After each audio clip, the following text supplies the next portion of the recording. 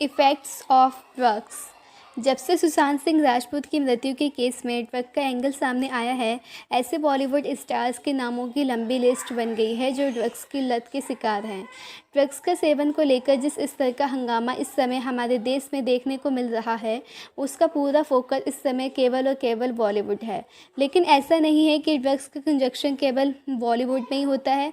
हाँ, लेकिन drugs case में फंस चुकी जया शाह ने एनसीबी की पूछताछ में सितारों का बचाव करने के लिए जिस तरह के तर्क दिए हैं, उनसे दिल्ली के जाने माने साइकियाट्रिस्ट एग्री नहीं है।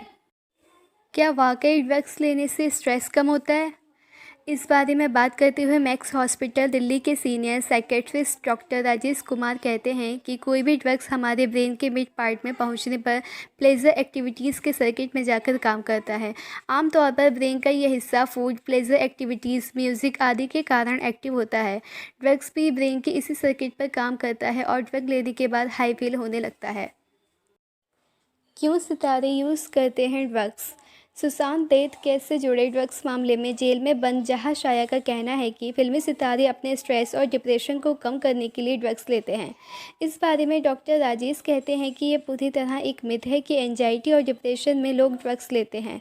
अपने क्लिनिक एक्सपीरियंस के बारे में बात करते हुए डॉक्टर कुमार कहते हैं कि एंजाइटी और डिप्रेशन के इलाज में कुछ खास पेटी की सीमित दवाओं को छोड़ दिया जाए तो कोई मेडिसिन ऐसी नहीं है जिसके कंपोनेंट इन ड्रग्स से मिलते जुलते भी हों, जबकि ड्रग्स का सेवन करने से इन बीमारियों के लक्षण बढ़ जाते हैं। हर प्रोफेशन में है स्ट्रेस। डॉक्टर कहते हैं कि जितना पेन आपको सफलता के स्तर पर पहुंचने के लिए लेना पड़ता है, उससे अधिक पेन आपको सफलता की ऊंचाइयों पर बने रहने के लिए लेना पड़ता है। लेकिन ये बात सिर्फ केवल बॉलीवुड पर ही नहीं बल्कि हर प्रोफेशन पर लागू होती है। इसलिए इस कारण को वैलिड नहीं माना जा सकता कि बॉलीवुड सितारे स्ट्रेस कंट्रोल करने के लिए ड्रग्स लेते हैं। स्ट्रेस से बचने के लिए क्या करें?